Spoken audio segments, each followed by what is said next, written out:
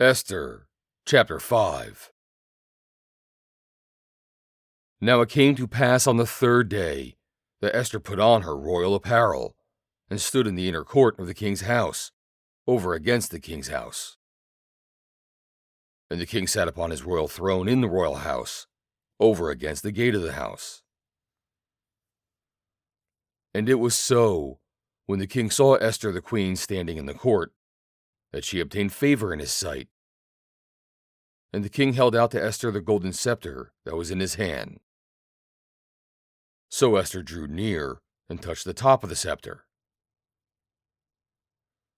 Then said the king unto her, What wilt thou, Queen Esther, and what is thy request? It shall even be given thee to the half of the kingdom. And Esther answered, If it seem good unto the king, let the king and Haman come this day unto the banquet that I have prepared for him. Then the king said, Cause Haman to make haste, that he may do as Esther hath said. So the king and Haman came to the banquet that Esther had prepared. And the king said unto Esther at the banquet of wine, What is thy petition? And it shall be granted thee. And what is thy request? Even to the half of the kingdom it shall be performed.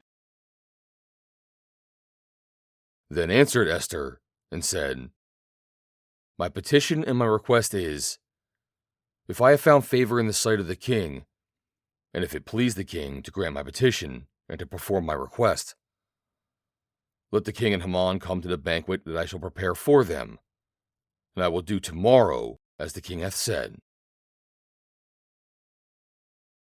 Then went Haman forth that day joyful and with a glad heart. But when Haman saw Mordecai in the king's gate, that he stood not up, nor moved for him, he was full of indignation against Mordecai. Nevertheless, Haman refrained himself, and when he came home, he sent and called for his friends, and Zeresh his wife. And Haman told them of the glory of his riches, and the multitude of his children, and all the things wherein the king had promoted him, and how he had advanced him above the princes and servants of the king. Haman said moreover, Yea, Esther the queen did let no man come in with the king unto the banquet that she had prepared but myself.